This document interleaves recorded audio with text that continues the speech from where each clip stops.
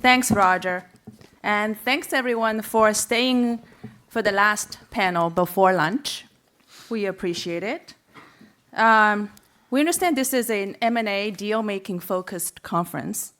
However, many activities in deal-making take place when assets become distressed, and they can happen out of court or in bankruptcy. So I'm honored to lead this discussion today with this distinguished group of panelists who have a track record of dealing with the most complex bankruptcy cases, and as well as dealing with asset sales during that process.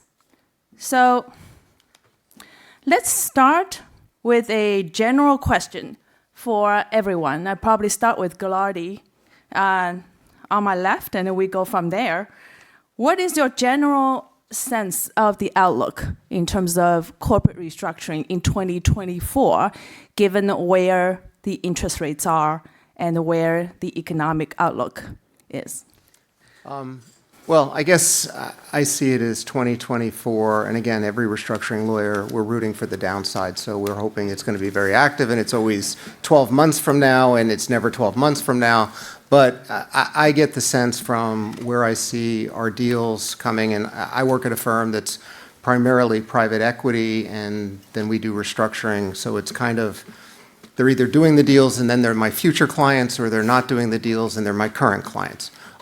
So I see 2024 probably with interest rates even stabilizing, and the economy probably being a burner for, we will have heightened restructuring activity, but it's not going to be, shit hits the fan really. It's going to be a slow and steady process. I also think you're going to see lots of M&A transactions in the 2024. I talked to my PE partner, and they believe that people are on the sideline, and if geopolitical issues subside, they're ready to make investments with a stabilized economy, even at higher interest rates. Yeah, I mean, I generally agree with Greg. Just backing up a little bit to put some context around what Greg just said. Obviously, we were extremely busy during the pandemic, but then we had this incredible wall of credit just poured into companies, including distressed companies that otherwise really didn't deserve to raise new money from the government, from private sources, et cetera, from equity sponsors. And that resulted in a lull with maturities pushed out into 24, 25, 26, 27. We're now moving into that time period where the maturity walls are getting closer, although I agree, I don't think 24 is going to be crazy for that reason. It's going to be more like 25, 26, and we're going to have refinancing issues. There are also certain sectors, which we'll talk about later, Jody will raise. I do think there are certain sectors right now that are experiencing particular distress, and we're going to be busy there. Hi everyone. I think Kelly and Greg hit it spot on. If you saw the numbers yesterday that came in on inflation, it came down, which means likely that the Fed will be able to keep interest rates where they are. No more increases, but it's not going to bring it down anytime soon.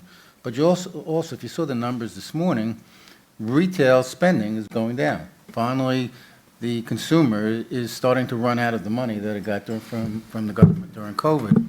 So I think what you're going to see in 2024, 25, 26 is exactly what they talked about. The biggest problem is going to be companies whose debt matures and needs to refinance.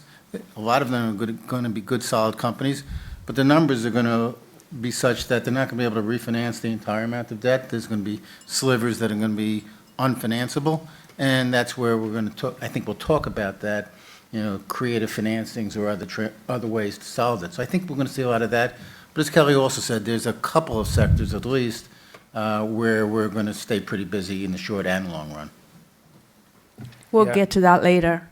Please, Perry. Yeah, and I mean, I agree. I would add one other variable, that it's an election year, presidential election year, and looking over, back, to the 70s and maybe even before that, there's always some added discomfort in the markets, in the equity markets during an election year of uncertainty.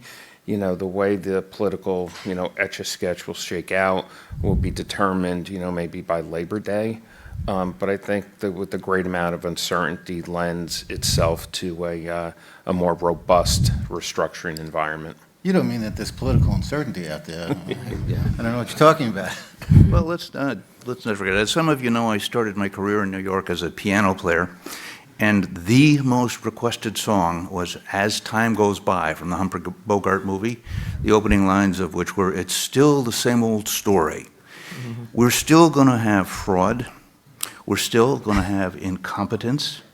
We're still going to have that most dreaded disease, wishful thinking, which, in addition to all the external factors, are going to drive companies to need to deal with problems, not necessarily on the basis that they would choose to, but on the basis that because of recently discovered issues, because of investigations, because of tort liability, all are going to have to continue to be restructured, notwithstanding our external factors. Well said. It's always still the same old story, a story that has been forgotten for the most part of the last few years because the ultra-low interest rates environment that companies are in, they are able to manage to push out the maturities. A number of our panelists already mentioned, looks like the top of their mind is the trigger of refinancing and whether that can be done. That will determine whether a company will become distressed or not. So let's delve into that. What do you see, like in terms of, let's talk about the maturity wall coming up 2024 and going forward. And some of you have mentioned that next year may not be the immediate problem as of yet, but going forward it will be. Maybe we can start with Perry. Sure. The debt maturity wall for next year, and thank you for Greg Gallardi for this stat, is $107 billion, right? Which is, a decent amount of dough. It's even more in 2025. I think it's double that or a little bit more than double. And so that's one fact. The second fact is that there is a record level of private credit available. So, commercial lenders, private credit, a record amount of credit available. The issue, though, is the cost. Right now, it's SOFR, I know it's like 5.3 today, I think. That's a lot different than SOFR at 1. And a company that could afford an all-in rate of, mid-single digits finds it a lot harder at double digits. Also, but what else could help what else solves the maturity wall, and that's the equity markets. So in some research I didn't need to rely on Greg for, there is the by sector. The only sectors that are up on the equity markets right now are fintech, insurance tech, and crypto. And crypto is just such a different animal, I won't even talk about it. But for those other sectors, the growth is, they're up, the ups are modest, they're, single digits. I think fintech may be around 10. Every other market, every other sector is down, led by healthcare, financials, and utilities, who are off 20% right now. The IPO markets are soft. But that could change, obviously. I mean, IPO markets could literally change in 2 days. But right now, they're soft. SPACs are de-SPACing is not an option right now, and I'm not sure if it will be again, without such significant changes that it will be indistinguishable from an IPO. And the availability of equity to come in will really play on this on the refinancing side. So it's interesting what Perry was just talking about. I think all of us have said over the years, the only difference for companies between a restructuring and a refinancing, oftentimes has nothing to do with how the business is doing. It's just where the capital markets are. Capital markets are in a different place. Commercial banks aren't lending as much. The money's coming from private credit.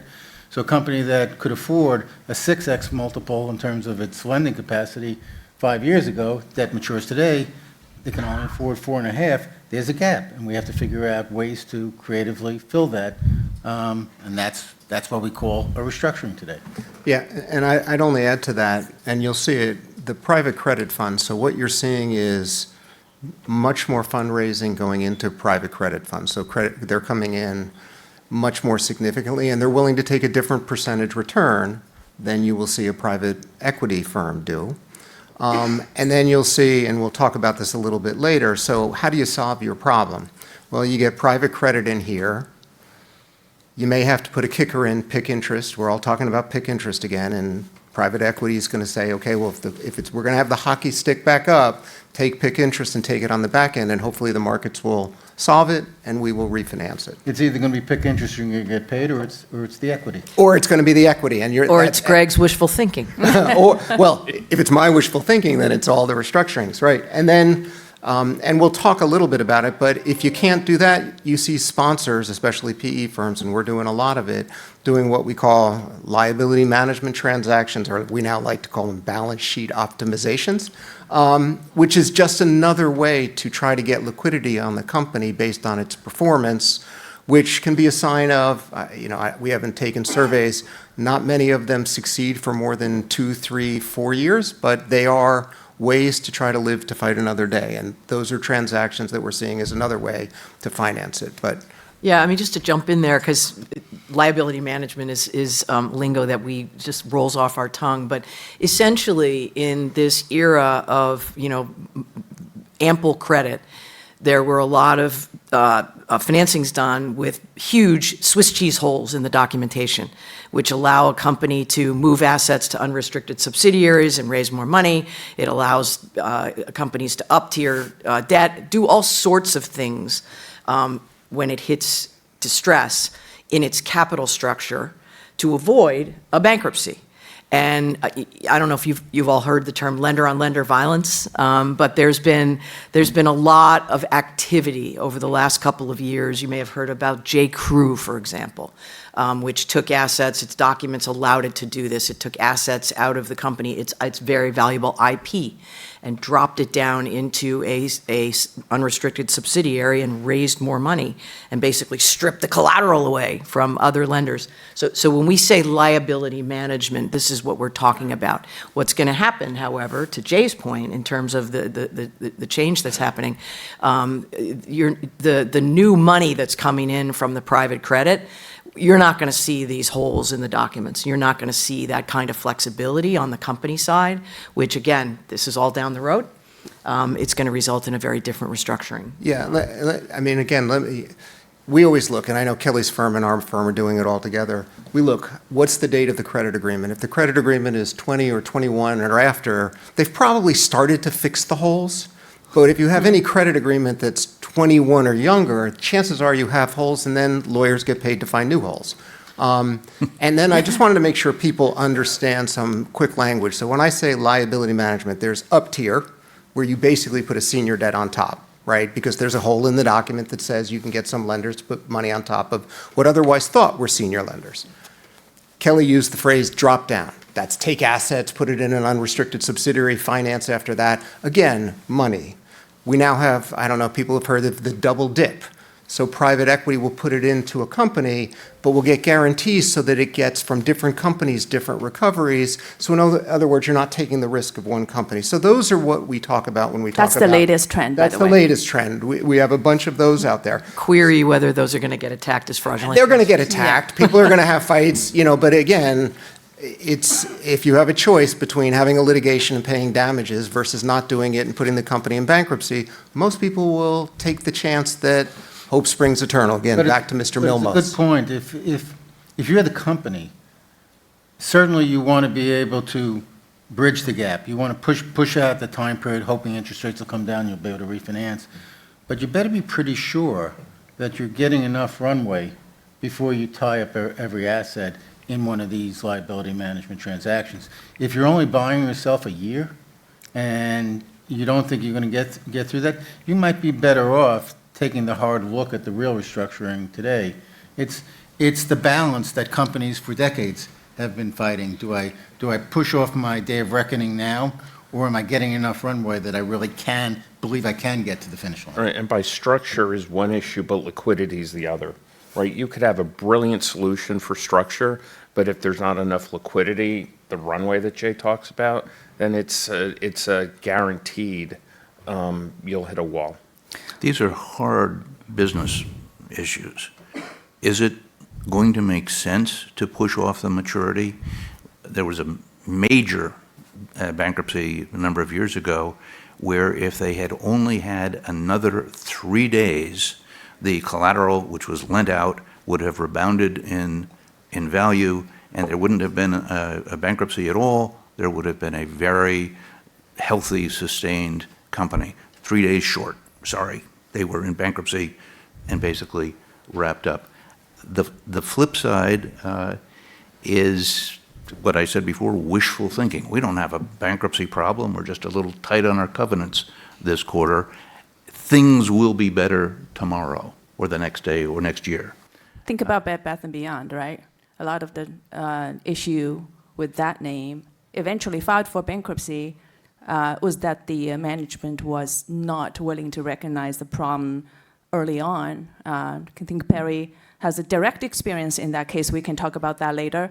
But to Mr. Milmore's point of capital not being there, causing the problem of companies having to file, but just to all of your points, you just talked about just now about the private credit being so strong, that should not be a problem today, right? Like we're talking about a $1.5 trillion new asset class that essentially just recently exceeded the corporate lending amount compared to the bank lending.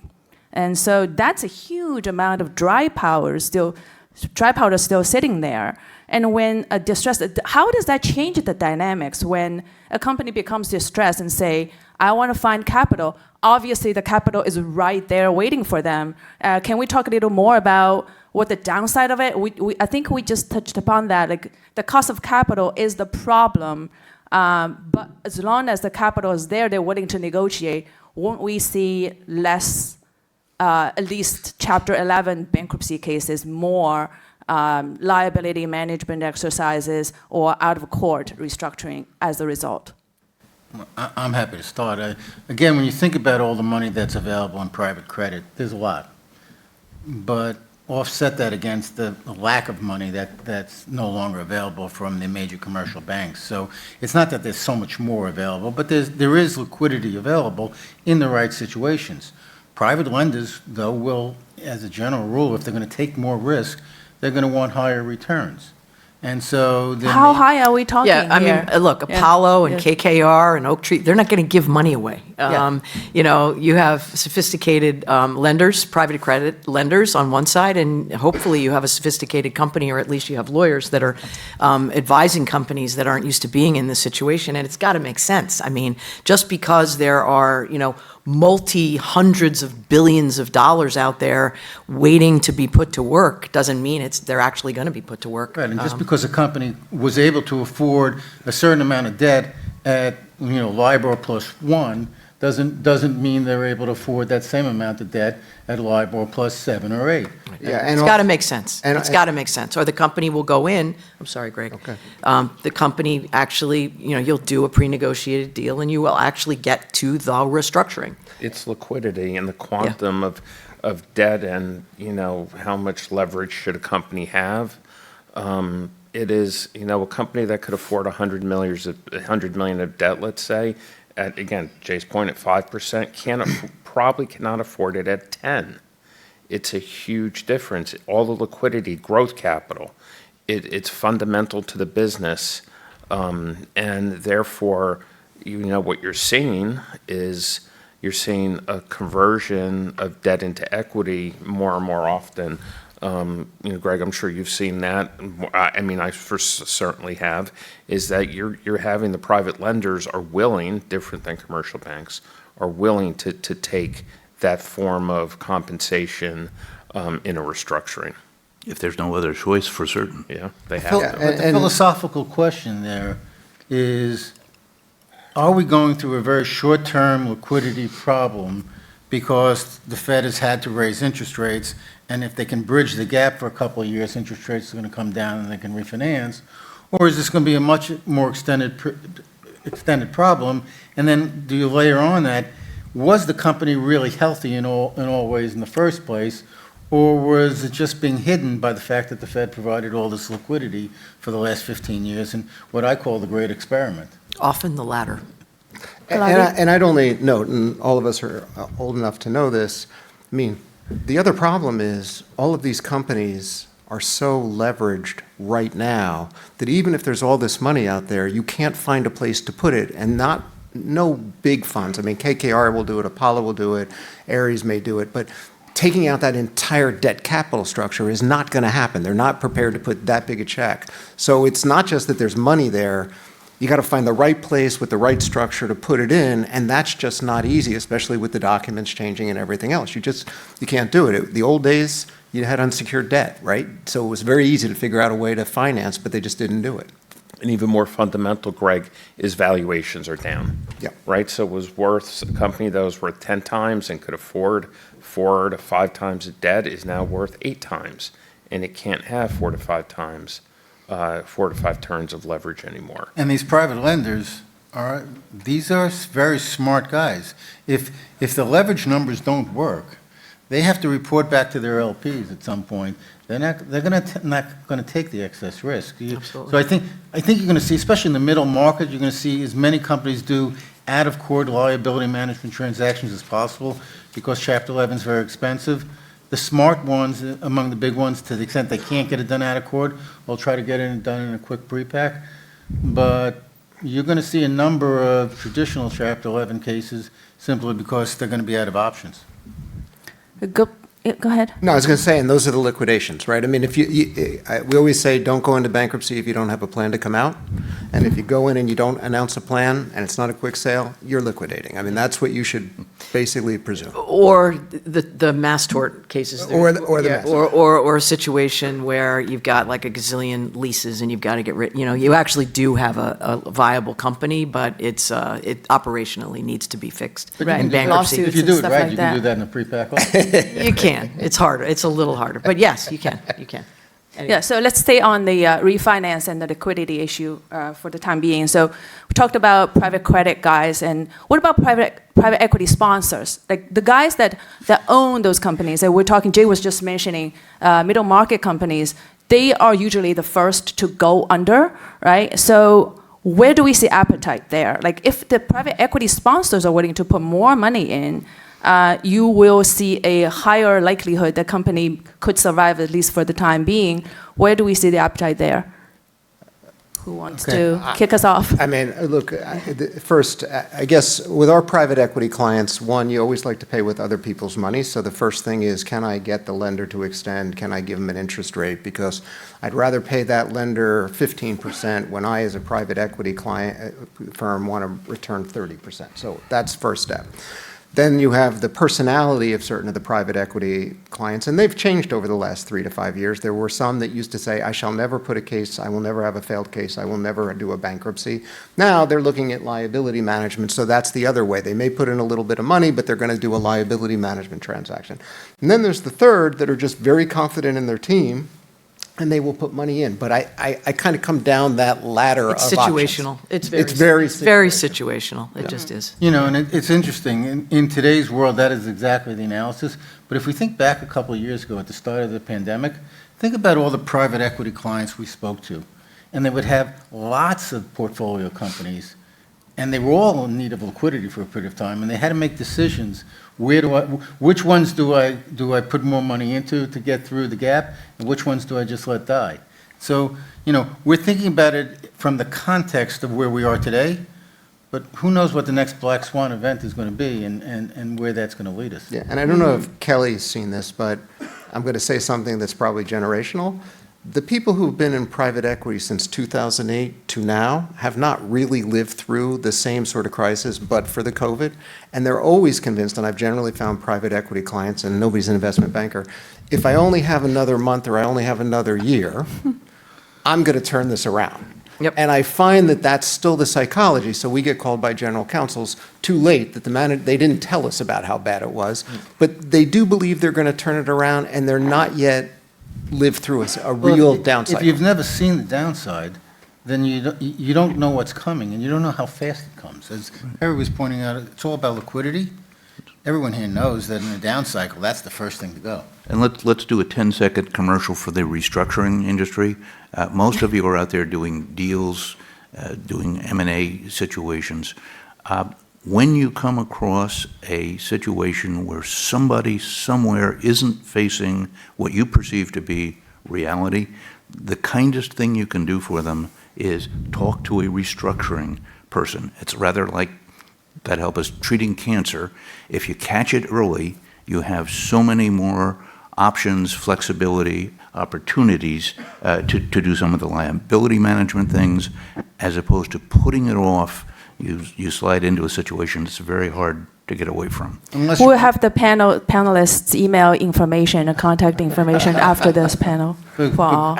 Greg, I thought you were going to say, if you find those situations, make sure you buy the fulcrum security so you can own the company. Yeah, it's sometimes hard to figure out what that is. Yeah, and fulcrum That's a true security statement. changes, right? It changes sometimes so fast. Exactly. True statement. But That's my point. to Greg, I mean, Greg's point is so, we have it so, like at our firm, my day job is, an investment banker that does restructurings, but we have a balance sheet, and I from time to time get involved in certain of those situations. And, we'll be with the company that we may do a loan to or some other investment. And, they get insulted if we say, well, your EBITDA trend is not good. And in order for it to get good, you're going to have to do these 4 things, and you're only willing to do 3. And therefore, we can't participate. Like, they think you've questioned their humanity. And, finding the, having the right skills, which, sometimes I don't, of being subtle. It's, No one has ever accused you of being subtle, Harry. it's a fine line to get them there. Greg and Jay, Kelly and Greg are much more polished maybe, but it's a very, very hard line to cross. That's why we created the term liability management, and what was the other one? Optimization? Yeah. Balance sheet optimization. Balance sheet optimization. Which was called out-of-court restructuring like Right. a few years ago. But it's funny, again, Per, going to your point, whether it's one thing if your firm's putting in the money, that's a different scenario. But there are a lot of lenders out there that will let the company, let the management dream the dream. They say, okay, we're going to be good next quarter, it's going to turn around, we made these macroeconomic changes to our business, it's all going to be fine, we just need to bridge the gap, will you put the money in a mezz piece? The mezz lender may be sitting there and saying, okay, my choice is either, if I put it in, I'll make 18% on the money, or more likely, I'll end up owning the company. If I'm good in either situation, then that's what they'll do. Right Well, I up, think right that's up a- to the point where it fails, at which point they learn about things called derivative lawsuits, where the creditor said, where did you have your head? Because you didn't realize how dire this situation was. You were still managing for earnings per share 3 years from now, and failing to recognize that actions needed to be taken in the short term. And I think Dealing right this minute with that Those are the lawsuit. fun parts in bankruptcy proceedings usually. And Jay's willingness to own, I mean, again, I want to say in the last 5 to 6 years, things have really changed because the people who are getting the private credit, the Ares, the Apollos, the KKRs, it used to be people really didn't want to own the company. Then we had this nasty phrase, loan to owns and challenges, right? That went away because now most of the private credit company, they're willing to own. That's a very big change that, okay, I'll get my worst case is I make 18%, my best case is I actually believe in the company and I turn around and make an equity value. Is that fair to That's- say that only the large ones, No, the ones not that you only the mentioned, large. like Apollo areas, right? They are ready to loan to own. What about the middle market guys? No, you have, I think it's ahead, Kelly. spread more, go ahead. No, I think it goes beyond that. Yes. And I think one of the reasons for that is that right in-house, they have the private credit side and they have the private equity side. So they have the expertise right in-house to step into the other shoe.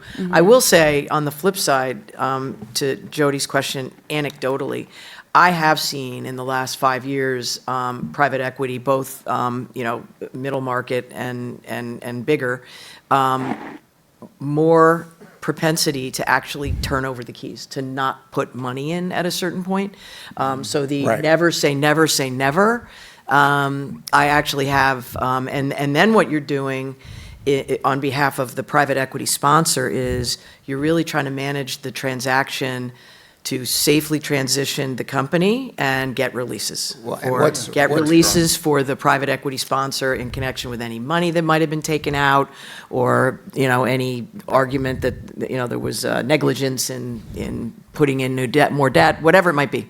But I'm seeing a And lot more. sometimes the keys Let's talk drop. about that releases, because that's a very thorny issue in bankruptcy, but like M&A community may not be super familiar with, but it's very controversial. Kelly, maybe you can help us define what releases that you've seen in recent cases. So there's really two types of releases that are sought in Chapter 11 cases. The most important are releases of claims that belong to the company, right? The company has claims against officers, directors, the sponsor, other parties for a fraudulent transfer, whatever it might be. What is sought always are releases of those claims. Sometimes they're pretty easy to get. Sometimes what you do is you put independent directors in, you do an investigation of potential claims. Let's say there was a dividend recap, money went out to the equity sponsor. You try to show the creditors committee and the judge that it was not a fraudulent transfer, it was all okay, and get those releases. The other type of releases, which are harder to get and certainly aren't provided for at all under the bankruptcy code, are releases, creditor releases of claims against third parties, okay? So third parties, releases of third parties. And those, good example, the Purdue case. In Purdue, the Sackler family was being sued as well as the company for the opioid crisis. The Sackler family wanted to deal with those third-party liabilities in the context of the bankruptcy, put billions of dollars into the company in order to facilitate and effectuate and implement a restructuring of Purdue that never would have happened without the Sackler money. But those releases were challenged by third parties that were essentially being forced non-consensually to give those releases of claims they might have, whether it's states or individuals, families, claims against the Sacklers. Yeah, Those are the releases that are being challenged now in the Supreme Court. That's going to be heard pretty soon. So many of you might have already known that the Purdue case is with the SCOTUS, and the first hearing, I think it was December. Yeah. The final ruling may not come then, may bleed further into next year, but what the Supreme Court will decide will be the poster child of a lot of other cases that are pending. Yeah, the big that are question will be, releasing. the big question there will be whether Chapter 11 can be used in mass tort cases. That's really the question, whether Chapter 11 can be used in mass tort cases to allow third parties, owners, director, to get releases in a bankruptcy case. But You're still yeah. going to be able to get derivative claims, release claims that the company has against third parties. So in the run-of-the-mill restructurings, you're going to be able to get those. The question is, depending upon what the Supreme Court does, will you be able to use it in the mass Yeah. tort cases where you need to bring in money directly from third parties? You'll be able to get those releases of debtor claims as long as there's no merit to those claims, or there's little merit to Yeah. those claims. But there's lots of cases, as Greg said, there's actual fraud. I mean, FTX, there's actual fraud. So there'll be lots of lawsuits in that case where the estate will be trying to bring money back into the FTX estate to give recoveries to creditors. Sure. For the non-lawyers in the room, this is a peculiarly jurisdictional issue. Nobody would think twice about having a United States District Court release third-party releases in a mass tort case. Happens all the time. The part of the issue is that bankruptcy courts have limited jurisdiction, and as was mentioned earlier, there's no specific provision in the bankruptcy code yet that authorizes this. If the Supreme Court determines that such are not authorized, I would anticipate a huge lobbying effort against Congress to try to get that built into the bankruptcy code, because it's such a useful. But going to your point, even in the absence of that, there are always smart, creative people out there that are going to figure out new ways to do it. Maybe there's a way to do it where you essentially draw the district court into whatever the restructuring case is to be the party to determine whether or not those releases are given. And I was just going to ask that, Greg, if I screw up the term, I apologize in advance, but, could the reference to the bankruptcy court be withdrawn and the disclosure statement and plan be approved by the district court? I have no idea, but I was thinking about that, and I'm sorry, I'm not knowledgeable. Yeah. I'm So sure you know. I think I know Greg. we He knows can- the answer. Just doesn't want to share it with We everybody. can, we can talk about this, release these issues all day long, because in our community, it's very controversial situation. But let's go back to the, come out of the bankruptcy court for a second, right? We were talking about, before we move on, I just want to say that the releases issue is in a way that's relevant to M&A deals because however the Supreme Court rules will decide whether certain restructuring plans will go through or not, and that's related to asset sales in the part of the deal. So let's move on to sectors, because we were talking about private credit, private equity sponsors, and the companies that are potentially in distress. And we were debating about what type of companies they might save and what type of companies they might decide to let it sink. So let's delve a little deeper into that. Sector-wise, right? Where do we see distress? Who would like to Ride in start? a taxi in from LaGuardia and notice all the empty retail stores on the ground floors of the buildings here. Look at the signs advertising office space. It gives you a suggestion that commercial real estate may be under stress. Again, riding the cycles. Maybe some of you remember doing hundreds of REITs deals back in the late 1990s and early 2000s. All the effort that went into acquiring and bringing together different real estate plays are now, with empty office space, the change in the work environment, going to have a huge backlog of things to be worked through. Yeah, so it's not just building by building, it's these REITs. And I think these REITs are, obviously tens, if not hundreds of billions of dollars in commercial real estate in these REITs. It's definitely. And that's important. Yeah. So we've been talking about the lack of financing as being a driver of the next wave. But in this sector, and I think commercial real estate is the right answer, it's a change in the way we live. People just aren't coming into the office as often. So it doesn't mean that as soon as the pandemic started or ended, it doesn't mean that those office spaces are going to need to turn over right away. But when it's time to release, there's just not as much space that is needed. And the newer buildings, I think, will still do okay. The older buildings and whoever the lenders are there are going to have a much more difficult time. So we talk about, do we try to repurpose those buildings? Sounds good, but it's actually pretty hard to take an office building and repurpose it for residential or other uses. You add to that what Greg pointed out is the retail sector. If what we're seeing now, again, the story I saw this morning was that retail spending is finally slowing down. Yeah. If that continues, and I think it will, you add to the office problem, the retail spending problem, you're going to have a lot of empty buildings, and I think it's going to take a long time to work through these real estate issues. This isn't Harry, you a might be quick able to fix. chime in on that in terms of the retail and the consumer goods space. Yeah, so I think part of the reason that consumer spending has gone down is the amount of credit card debt. So the Fed released through 9 months, ended September, total consumer credit card debt is $1.09 trillion. And it is a $154 billion increase year over year.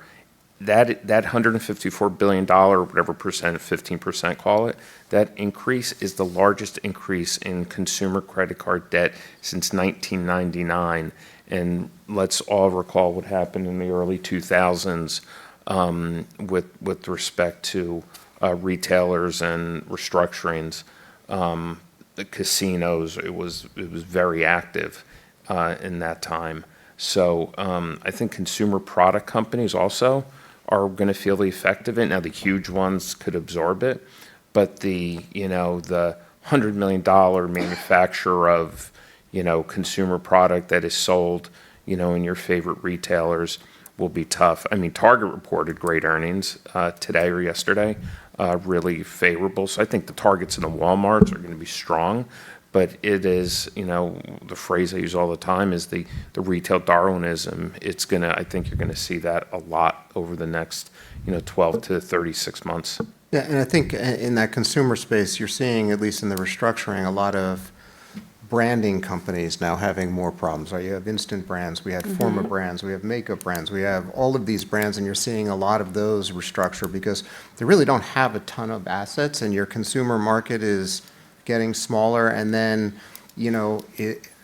it's driven by branding, and some of the brands come and go, so they have Yeah. short, and a lot of them did very well. And Like you'll the see- one-time wonder Instapot. Well, and there's a lot of those, especially coming out of COVID when people were home. So you're seeing those kind of things, sort of go by the wayside, or there's a lot of, whether they're building up together, there's going to be a lot of activity in that space for restructuring, and branding, I think, is one of the main things for people to look at for restructuring, because now, and we'll go to another industry, sports is not about sports and the teams necessarily, it's about the branding that comes off of that, and that's a big sector that you're seeing either distressed or you're going to see investment. Sports input, can you Sports elaborate? branding, like, there's companies that, I know it's been in the news, Barnes & Noble Education, where the sports company that does all the closing for college was tied with the college stores, but there's a symbiotic relationship, and if those stores don't address, then the branding company has a problem. And you have a number of those, and you'll see people are buying in, Aries is buying into Chelsea and the football teams, not because they want that team, but it's all because of the branding brand, revenues coming yeah. off of Chelsea and around the world, and so that's what they're looking But at. going to Perry's numbers, I mean, the consumer just has too much debt right now. Everybody's been spending money like crazy because they got it for free from the government. And now people are waking up and saying, oh my God, everything's really expensive and I don't have as much money as I used to, and the stock markets are not going up quickly. I think people will make the hard decisions as to where to pull back.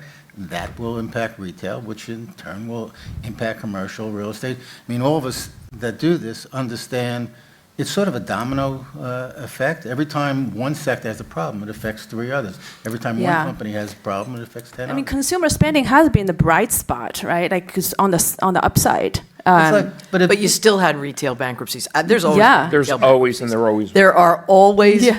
I do not believe there is a cyclical retail. Healthcare and retail, right? Exactly. I They'll mean, always be around. But it's like if you gave your teenager his allowance for the next 10 years tomorrow, he'd spend it next week, and eventually somebody, you runs gotta out. pay for it. It's, So we That's are sort of where we are. pessimistic in terms of consumer spending going into 2024, Well, it seems dep- like. on what, it could be on, I think there's a shift, there's a generational shift of spending from products to experiences, right? You'll have people, millennial, the people, I think the demographic is 18 to 34, 36. They would much rather spend $2,000 on a ticket to the Taylor Swift concert than a new bag at Louis Vuitton. Yeah. Right? There's a shift. And by the way, that's really the solution to any consumer product company, is to get Taylor Swift to endorse it. Well, let's talk about from goods to experience, right? So you would think airlines should be the beneficiary of that, but it looks like there is stress, at least spotty stress areas in airline industry. Are we seeing that? Can we talk about that sector quickly? Sure, I would say airline and cable as well, but airlines, the issue, and when I first started hearing this from the bankers who were calling us, we lawyers sort of find out first what the sort of, hot areas are from the bankers who are following this. And I said, aren't people flying, like crazy? Exactly. The main airline, United, American, they're not perfect, but they're in much better shape. I think what you're seeing is the regional airlines are definitely up against tough times. JetBlue, Hawaiian, Spirit, and it's a number of things. One, revenues are down.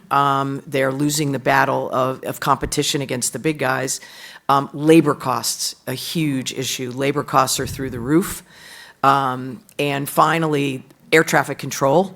There's all kinds of problems operationally with air traffic control, in labor there as well, and technology and the like, resulting in squeezing of margins. And then there's the looming, and this is really the problem, there's the looming issues. One, of huge CapEx requirements on the horizon. Some of the airlines I just mentioned have billions of dollars of aircraft delivery they're going to have to cover over the next 5 years. And also large secured debt, and this goes back to where we started, large secured debt, I think all three of the ones I mentioned. Hawaiian also has the additional issue, two additional issues actually. One, the wildfires, which is obviously hurting at least the local traffic. And then there's an issue with equipment.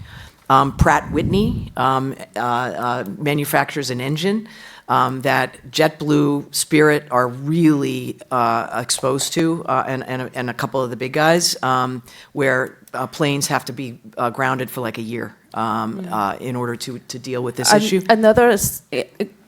Please finish, complete, yeah. And then Yeah. add consumer spending, because those are And- the airlines Yeah. that have the Yeah. problem with the average consumer spending. That's right? correct. Let me play devil's advocate, 'cause I think, I've spent most of the last 40 years hanging out with airline guys. The aviation industry's been very good to us. I actually think the big airlines are doing fine. Yeah, Big. I agree with that. American, Delta, I agree with United, that. I think they're strong. I think they're going to continue to do well. I do agree the regionals are the ones that will have some issues for all the reasons that you talked about. When people will continue to want to fly on the big airlines to the places they want to go, the business traveler will continue to fly regardless of what the prices are when they have to go. It's the consumer who's going to be hard hit in the next 6, 12, 18 months that are going to have to start to make decisions, and that's going to affect the regional airlines.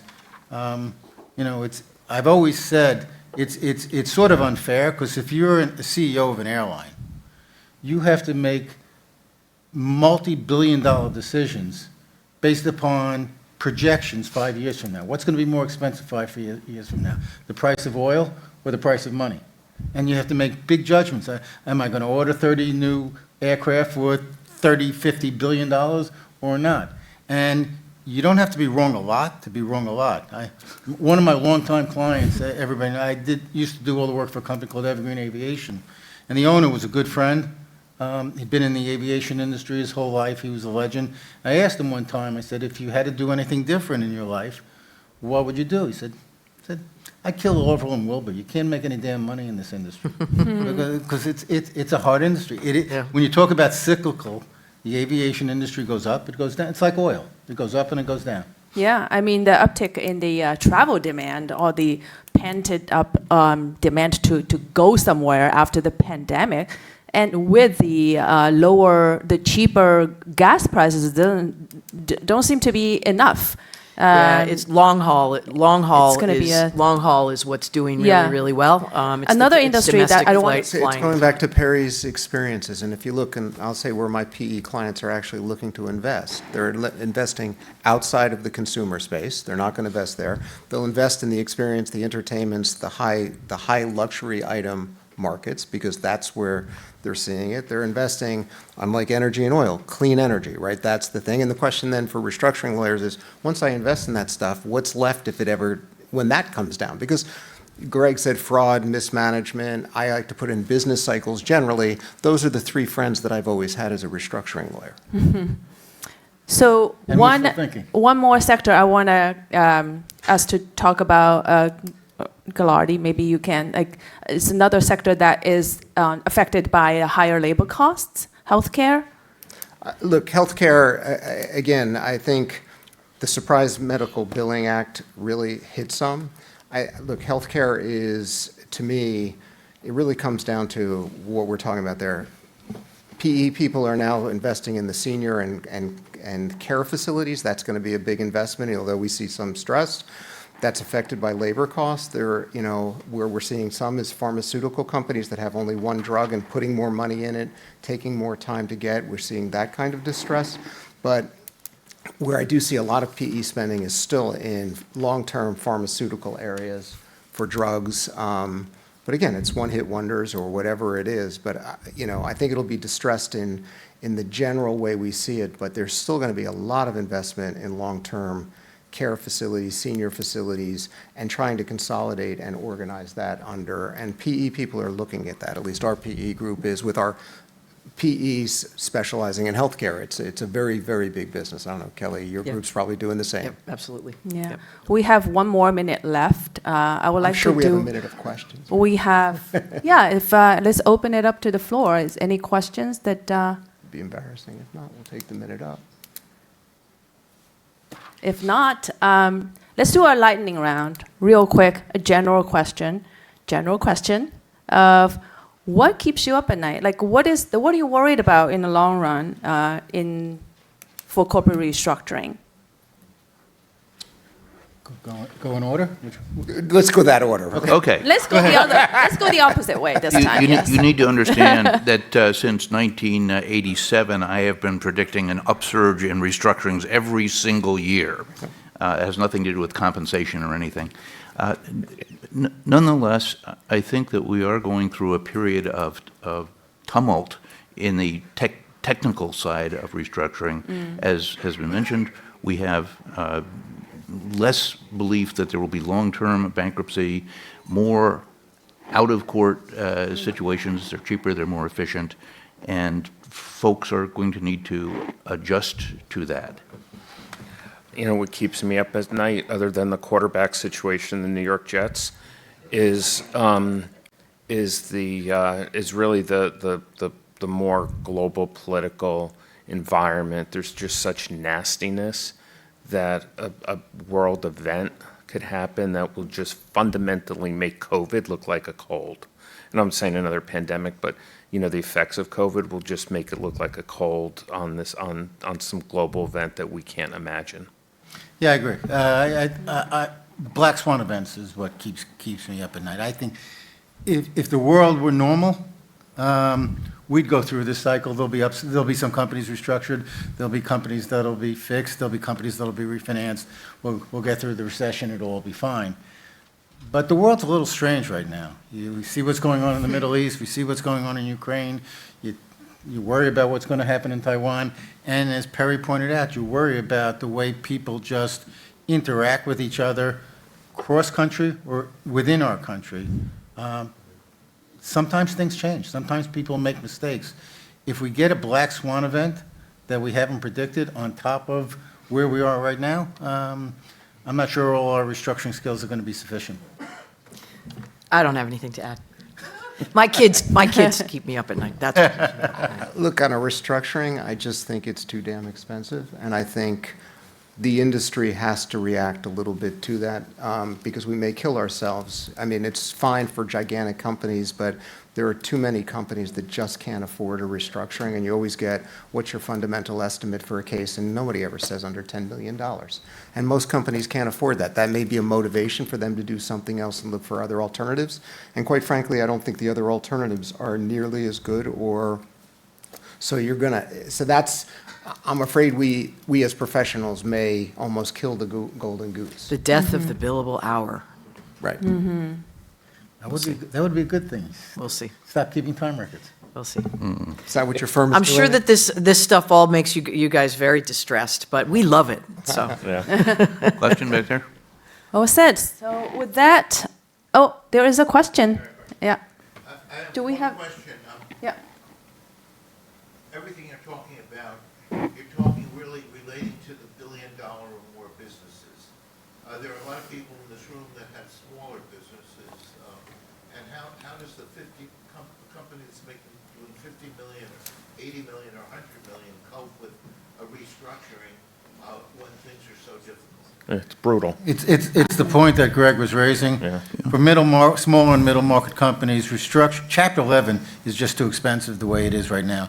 You need to do out-of-court transactions, you need to find creative financing, you need to do what we call liability management, or you need to do quick pre-packs where you're really in it. You're only going into Chapter 11 to confirm things, make it binding on parties, maybe reject some leases and do some of the things that you need to do, but you're in and out very quickly, and that's the only way I know of to really manage the. Yeah, I appreciate your hearing from the guy who holds, I think, still the world record for pre-pack in and out bankruptcy, 18 hours? Something Oh, like that. Yeah. They got to one. Look, there are ways to deal with it. You need to think ahead. You can't just jump into bankruptcy because the money will evaporate.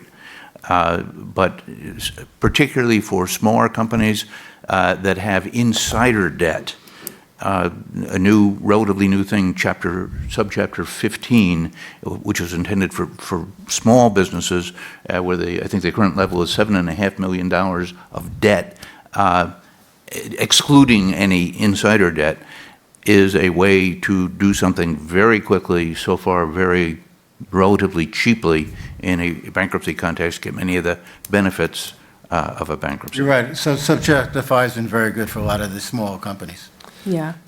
But you're 1,000% right. I mean, we get called by those companies, and quite frankly, if there's not a state court solution, which there really is not a good state court, or there's not, a UCC is not a great one for anybody, it really is an expense problem, because it's just impossible. And then there are firms that'll do it, but you may not get the same results that you would like to. Yeah, but there are firms that There are are firms less that do it. expensive than the people sitting on this dais. Yes. And they can handle it. There are. Yes.